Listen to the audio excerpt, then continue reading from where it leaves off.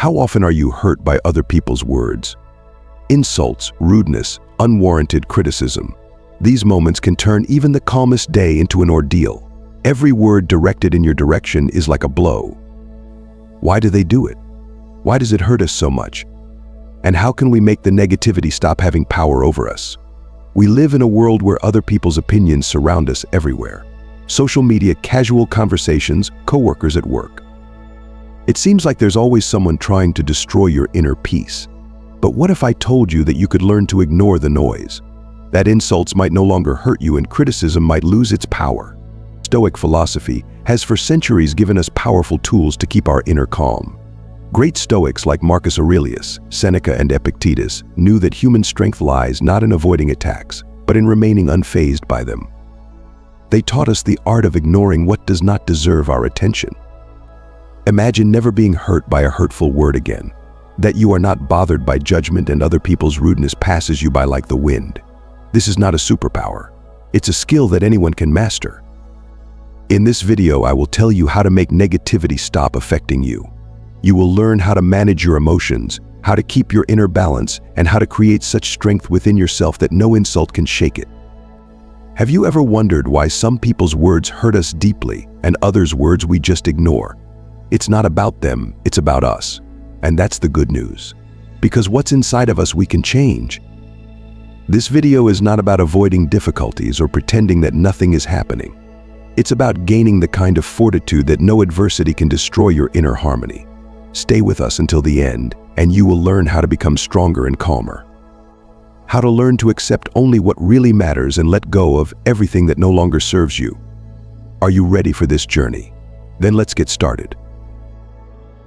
Every day we encounter streams of words and emotions directed in our direction. Some of these words are pleasant, others are painful. But have you ever wondered why some words leave us indifferent, while others penetrate deep into our hearts? The secret lies in our perception. The Stoics teach us a simple but profound principle. Things themselves are neutral. Everything depends on how we perceive them. This means that insults or negativity are just sounds as long as we ourselves don't give them meaning. Marcus Aurelius wrote, "If someone speaks ill of you, ask yourself, is it true? If so, correct it. If not, go on living as you have been living." These words remind us that the power of other people's words is limited by our reaction to them. But why is this so difficult? Why do words have the power to hurt even when we know they are not true? The answer is simple. We take them to heart because we have inner doubts. The negativity on the outside reinforces our inner dialogue, those doubts that already exist in us. Imagine someone saying to you, "You're a loser if you are really sure of your worth." These words won't hurt you. But if you yourself sometimes doubt yourself, these words will awaken the fears that already live inside you. To learn to ignore negativity, we must begin by recognizing our own power. Other people's words are nothing more than a reflection of their own thoughts, not your qualities. As Epictetus said, people talk about things they think are important. But their words don't make those things real. Next time someone says something negative to you, try pausing. Instead of reacting immediately, ask yourself, why did that hurt me? What does this say about me? This simple practice allows you to move from an automatic reaction to a conscious choice. Often we perceive insults as an attack on our identity. But the Stoics remind us your identity does not depend on the opinions of others. It depends only on how you see yourself. You are the only one who decides what meaning to attach to other people's words. If you learn to see them for what they are, mere sounds, they can no longer hurt you. Every insult is an opportunity to strengthen your resilience. As Seneca said, difficulties are exercises for the spirit. The more you practice, the stronger you become. Negative words are your training weights. They don't determine your worth, but they do help you develop the power to ignore what doesn't matter. When you realize that the power of perception is in your hands, you begin to see the world differently. Negativity no longer feels like an attack, but becomes a challenge that you accept with dignity and calmness. Remember, no one can insult you unless you give them the right to do so. The words of others are only their opinion, not your reality. And only you decide what kind of response they will find in your heart. When you are hurt by someone's words, what is the first thing you feel? It could be anger, resentment, frustration. Our emotions are a natural reaction to an external stimulus, but they are the ones we must learn to control in order to find inner peace. The Stoics believed that emotions in and of themselves are not the problem. The problem arises when we allow our emotions to control our actions. As Seneca said, anger is a short-lived madness.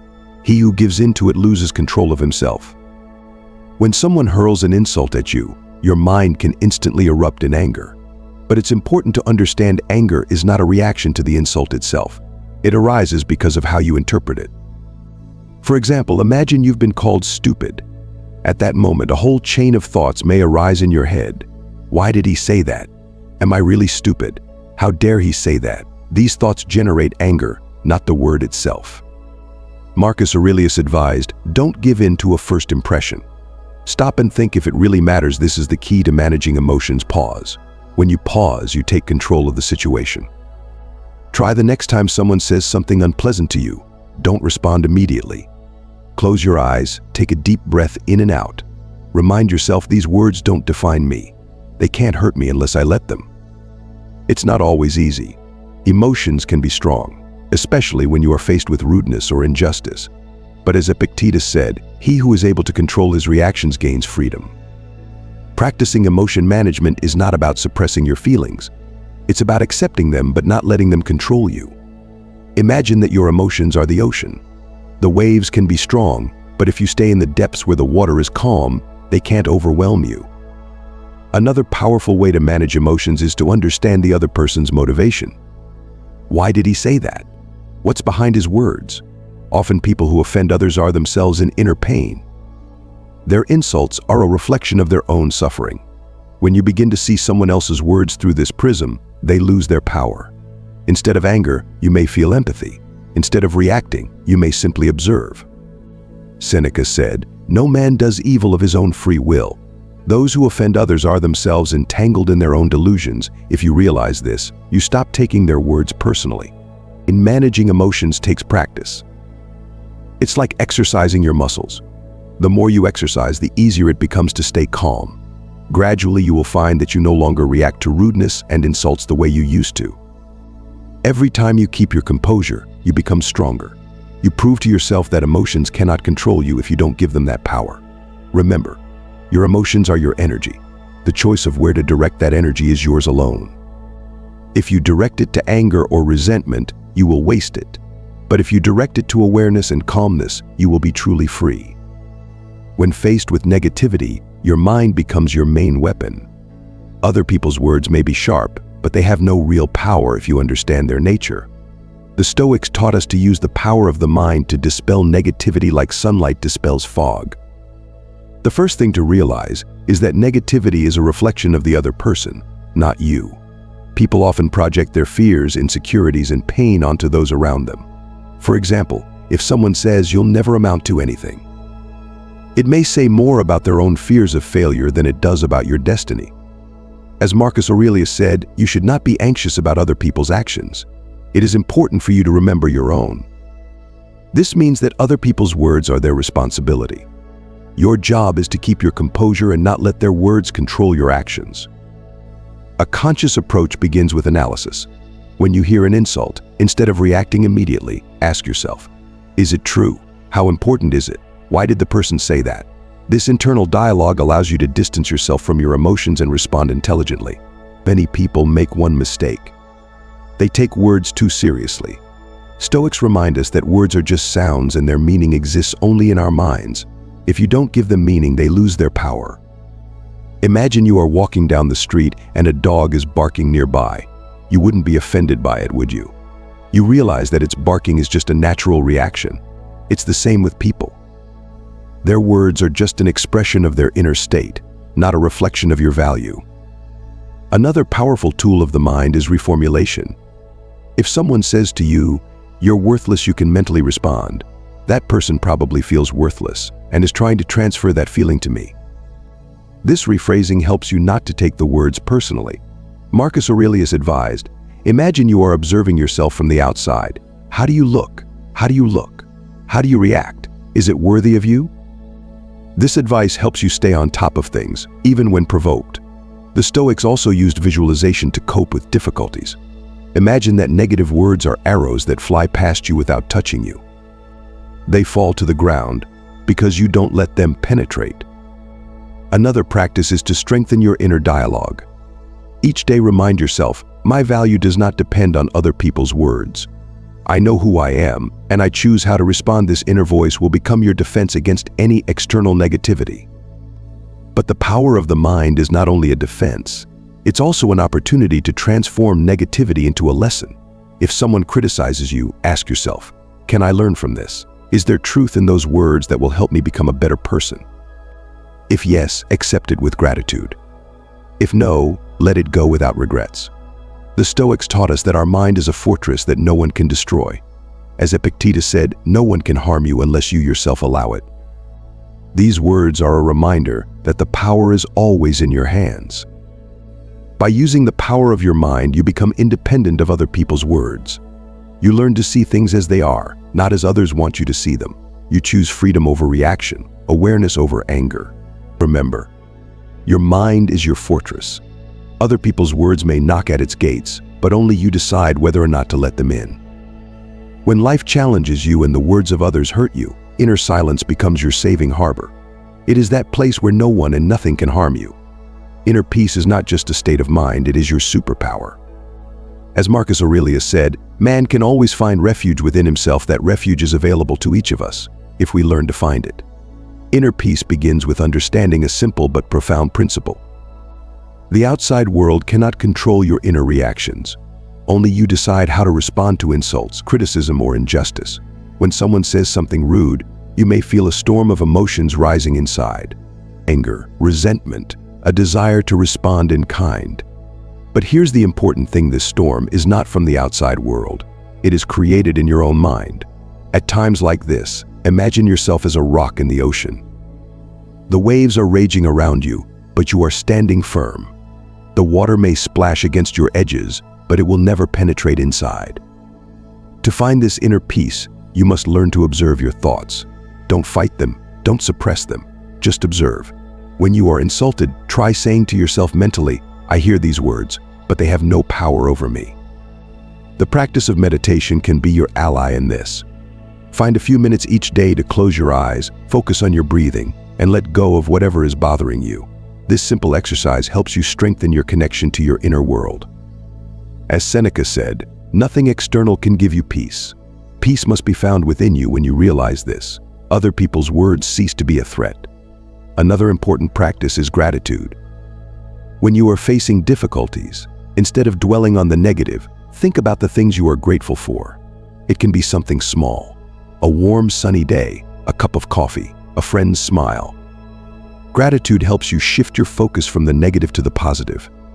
It reminds you that the world is full of beautiful things, and no one's words can rob you of those moments. Marcus Aurelius advised, begin each day with the thought that you will meet people who are unkind, envious, angry, but they cannot harm you unless you allow them to do so. This simple reminder helps you prepare in advance for any challenges. Inner peace is not the absence of conflict. It's the ability to keep your balance even when there's chaos all around. It's the confidence that no one can shake your soul unless you let them. Try the next time someone says something hurtful to you, just smile. That smile is not for them. It is for you. It is a sign that you remain the master of your inner silence. Once you learn to find and strengthen this calmness, you will feel the world changing. People will no longer be able to manipulate you with their words. You will become a source of inspiration for others. Remember, calm is your choice. It is your response to a world that is trying to throw you off balance. Life constantly teaches us lessons, often in the most difficult form. Insults, criticism, disappointments all seem like challenges, but deep down these moments can be your greatest gifts. If you learn to accept negativity, you can turn it into fuel for your growth. Marcus Aurelius wrote, accept everything that comes to you as if you had chosen it yourself. These words remind us that every experience has value, even if it seems painful at first. When someone criticizes you or says something offensive, your first reaction may be resistance. But imagine instead accepting those words with gratitude, as an opportunity to understand something new. Acceptance begins with the realization negativity is a part of life. It is inevitable. We can't control what others say, but we can control our attitude toward those words. Instead of seeing insults as an attack, try looking at them as a mirror. What does that mirror show you? you might discover something valuable. For example, if someone says, "You don't know how to listen," that might be a reason to think, is there some truth to that? If so, it's a chance for growth. However, not all negativity deserves your attention. Sometimes the words of others say more about them than they do about you. As Epictetus wrote, when someone judges you, it reflects his own character, not yours. At times like these, it's important to accept the words with the realization that they have no power over your essence. Acceptance is not passivity. It is an active choice to see every situation as a lesson rather than a threat. It is the ability to say to yourself, "Yes, this is unpleasant, but I can learn from it." Imagine that insults are a wind blowing in your direction. You can fight it, resist it, get angry. But what if you instead unfurl the sails and let that wind guide you forward? Many great people have used negativity as motivation. When they were judged, they didn't stop. They turned that negativity into energy for their accomplishments. You can do the same thing. Marcus Aurelius taught us that everything that happens can be useful, even criticism, even insults. The question is how you interpret these events. You can see them as pain, or you can see them as opportunity. Once you start practicing acceptance, you will notice an amazing thing. What once seemed destructive becomes neutral or even positive. Other people's words no longer hurt because you see their true nature. As Seneca said, "No one can wound you without your consent." If you accept negativity as an inevitable part of the journey, you become free from its power. And remember, acceptance is not defeat. It is your path to inner strength and clarity. When someone tries to hurt you, you feel a storm rising inside. Words hit, emotions take over. Your mind starts spinning in an endless cycle of thoughts. But in that moment, you have a choice. Let your emotions rule you or take control. The first step is mindfulness. This is the ability to notice that you are starting to react, even before the emotion has taken over you. The next time someone says something hurtful, try pausing. Just freeze for a moment and pay attention to your breathing. Breathing is your anchor. When you focus on inhaling and exhaling, you come back to the present moment. Deep inhale, slow exhale. Repeat this 3 times.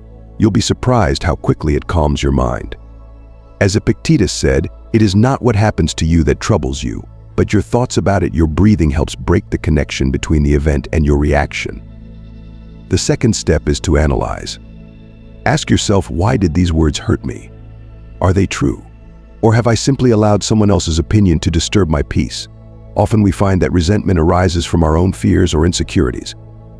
For example, if someone says you'll never amount to anything, it may hurt if you yourself doubt yourself. But if you are firmly convinced of your path, these words will simply pass you by.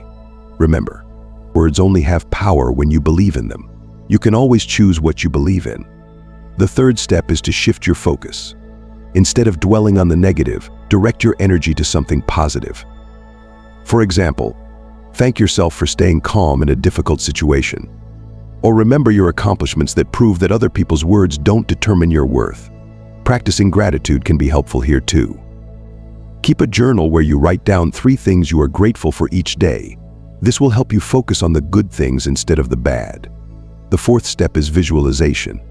Imagine that you are surrounded by a protective shield. This shield only lets in what is good for you and reflects everything else. When someone tries to insult you, visualize their words bouncing off your shield without leaving a trace. As Marcus Aurelius said, you have power over your mind, not over external events. Realize this, and you will find strength. This shield is your strength. It is your realization that you are in control of your mind. The fifth step is forgiveness. This may seem difficult, but forgiveness is an act of release, not weakness. When you forgive those who try to hurt you, you free yourself from the weight of resentment. You realize that their words do not define your life. Forgiveness is not for them, it's for you. It's your way of saying, you don't control me. The sixth step is action. If the criticism is fair, use it as motivation. If it's unfair, just keep moving forward without wasting energy on proof. Either way, action is the best way to respond to negativity. When you focus on your goals, other people's words lose their importance. You go your own way, and no one can stop you. The seventh step is repetition. These practices take time and effort, but with each new situation you will grow stronger. Each insult, each criticism will be an opportunity for you to grow. Eventually, the insults and criticism will no longer touch you. You will become the kind of person who calmly passes through any trial, maintaining clarity of mind and strength of spirit. As Seneca said, he who has learned to despise other people's insults becomes invincible. This invincibility is available to each of us. All it takes is practice and determination. And remember, the world may present you with challenges, but you can always choose how to respond to them. We learned how to deal with negativity and why insults lose their power if we don't give them power. We remembered the wisdom of the Stoics, their advice, and their approach to life. Now it's up to you. This knowledge is only valuable when you start applying it to your life. Start small. The next time someone tries to hurt you, stop at a moment's notice. Now it's up to you. This knowledge is only valuable when you begin to apply it to your life. Start small. The next time someone tries to insult you, stop for a moment. Ask yourself the question, does it matter? Is this person worthy of my reaction? Remember, every time you ignore negativity, you become stronger. You learn to save your energy for what really matters. You free your consciousness from unnecessary noise. And now I want to appeal to you. If you found something useful in this video, if it inspired you or helped you to understand something new, I ask you to support our channel. Subscribe so that you don't miss new releases. Give us a like if you like this video. And please write in the comments, which of the Stoics' tips do you plan to apply in your life? Your likes, subscriptions, and comments are not only an encouragement for us, but also an opportunity for other people to find this video. Maybe someone needs these words now as much as you once needed them. Remember, the power is within you. You don't have to be a victim of someone else's words or actions. You can choose peace, resilience, and wisdom. As Marcus Aurelius said, you are only hurt by what you allow to hurt you. Thank you for being with us. We appreciate each and every one of you. And I'm sure that with each new step you get closer to the version of yourself you've always dreamed of seeing. See you in the next video.